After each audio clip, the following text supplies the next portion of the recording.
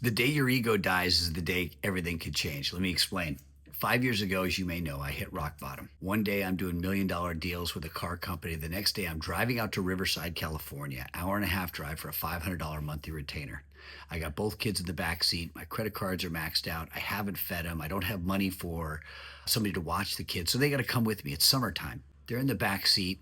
Dad, can we eat? Can we stop for water? No, I got a meeting and I'm running late. I get to the meeting.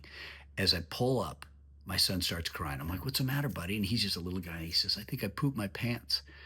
Every parent knows, maybe not. I reach back, hold on a second, and there it is. You sure did, buddy. I'm like thinking, my gosh, it couldn't get any worse. I get into the bathroom at the office park where we're at. We get to the bathroom. I'm cleaning it up, and people are coming to the bathroom. I got my daughter over here. I got my son. I'm cleaning him up. And meanwhile, my client's texting me saying, "Hey, where are you?" I get my son cleaned up. I get into the office. I tell him, "Listen, kids, just chill out. I got to go to this meeting. Everything's going to be fine. I'm going to feed you. Everything's going to be good." I open my laptop out. I'm presenting to this guy, $500 a month retainer. Month one, I'm giving them the results. Whole time I'm sharing the results, what we're doing, where we're going, the different innovations. I mean, this was great stuff we were pitching them and we are doing for them. And also we're doing all this extra stuff. I'm doing all this extra stuff for him. I'm going to make this thing a home run. I get to the end of the presentation. He's been going through his phone the entire time, not paying any attention to anything. I'm trying to get his attention. And I can just feel my soul dying as I'm presenting this. At the end, he looks up from his phone. He hasn't heard a word I said. He goes, "Listen, I do want you to know, I think we got to probably triple bid this thing because I'm thinking about Google, thinking about Facebook. Another guy messaged me today. He could do it for like $250 a month. And I think we'd have to triple bid this." I closed my laptop down. I went back in the car and I knew that I'd hit rock bottom. Here I am going overboard for a $500 a month account. My son had pooped his pants. My kids were hungry.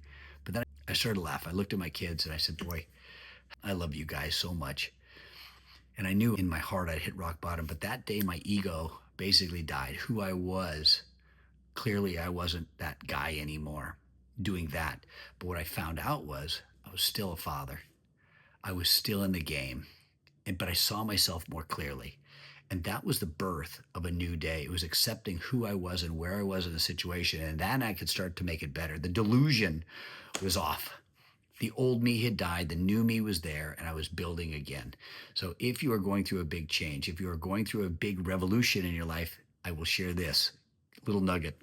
The day your ego dies, everything can change. A new identity can be born. You accept where you are, you get excited about where you are, you start looking fresh at new opportunities. And if your son poops his pants, or you can't pay for your car bill, that's okay. Accept where you are, start again, set some goals, maybe lower your goals, and start building. And you can build again. Tomorrow, Sunday, I'm off to Boston to speak to MIT. The day my identity died and I started fresh was the day that changed my life. Love you guys. Hope you have a great day.